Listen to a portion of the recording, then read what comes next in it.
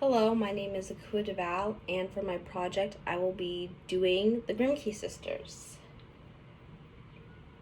So, background on the Grimke Sisters: their names were Sarah and Angelina Grimke, and they were female anti-slavery and women's rights abolitionists and activists. They worked in writing and public speaking when doing their work.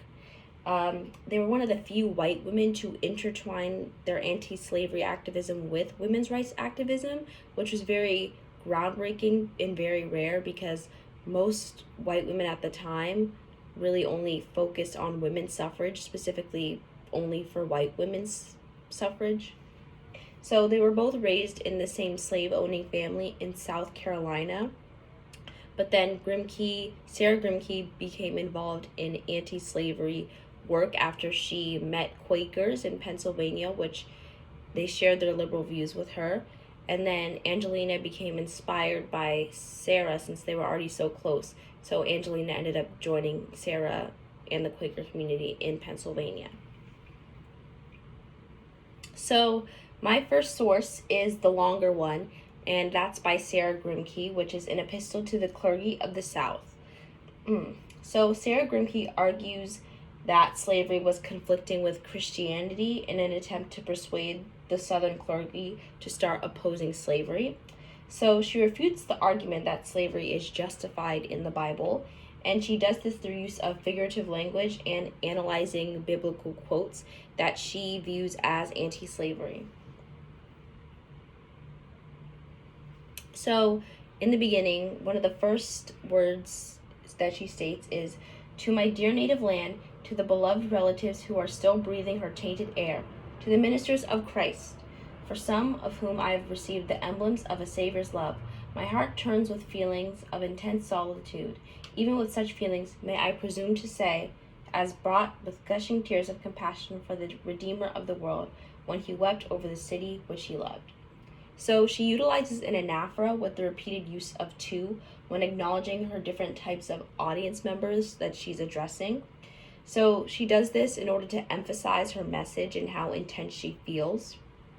She also makes herself more powerful by reminding her audience how vast her public audience is, which just makes her seem more credible. And by making herself more powerful, she almost anoints herself as a godlike figure, which makes her religious audience take her more seriously and more engaged. The next quote that I use is, "When the ineffable pathos he," Jesus, exclaimed, "O Jerusalem, Jerusalem, thou that killest the prophets, and stonest them which are sent unto thee, how often would I have gathered thy children together, even as a hen gathered her chickens under her wings, and ye would not." So this is a quote from the Bible in which Jesus explains how he loves and protects everyone no matter their background or views, in which in this case Jesus represents the northern abolitionists. So Grimke automatically from the beginning of her speech aligns important biblical figures' morals with that of abolitionists in order to convince slave owners and sympathizers to view themselves as antagonists and on the wrong side of history for the rest of the speech. So here's another quote that she quotes from the Bible: "That selleth a man and selleth him or be found in his hand, he shall surely be put to death." So her tone throughout the speech is frank, which is shown here as she doesn't sugarcoat how wicked and evil the Bible views slavery.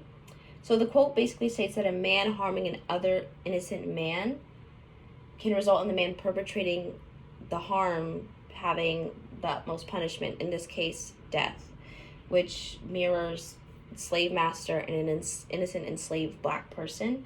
So Grimke is frank because she threatens her audience for the consequences of their views, which just reinforces her strong stance on slavery and urgency for it to end.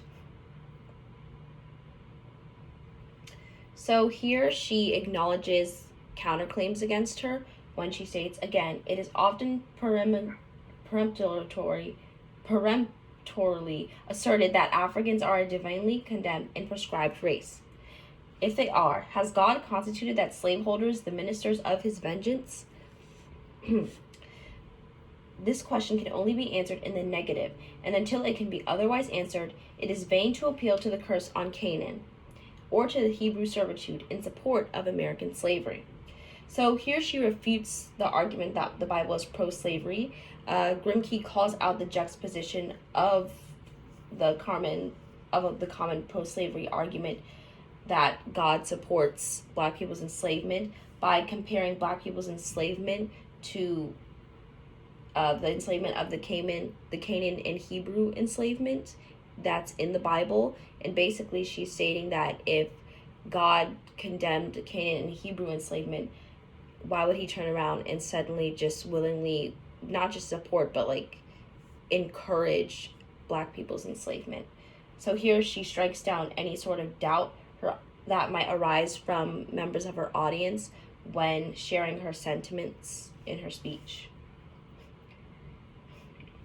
So I won't read the whole quote because it's very long, but I'll read the second part when she utilizes a minister, Adam Clark, in which he says, "In heathen countries, slavery was in some sort excusable. Among Christians, it is an enormity in crime, for which perdition has scarcely an adequate punishment." So here she utilizes ethos in her speech by quoting other anti-slavery ministers. She utilized sources that her Southern audience would trust in order to build her credibility, especially as a woman. No matter how eloquently she worded her speech, there are going to be people in the audience who just will not take her seriously because she's a woman. So it was important for her to incorporate male influence and men who were religious at that in order to strengthen the impact of her talking points. So one of the final quotes that she states is, "Southerners, can we deny these things? As Christians, can ye ask the blessings of the Redeemer of men on the system of American slavery? Can we carry it to the footstool of God, whose compassion fail not, and pray for holy help to rivet the chains of interminable bondage of 2 millions of our fellow men, the accredited representatives of Jesus Christ?"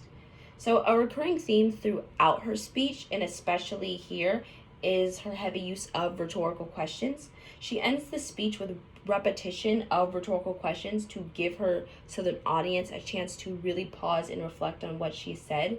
She wants her audience to truly understand and process their hypocrisy, and she does this by restating the main points of her argument in the form of questions. So this gives them a chance to contemplate changing their minds and views while Grimke's words are still fresh in their head.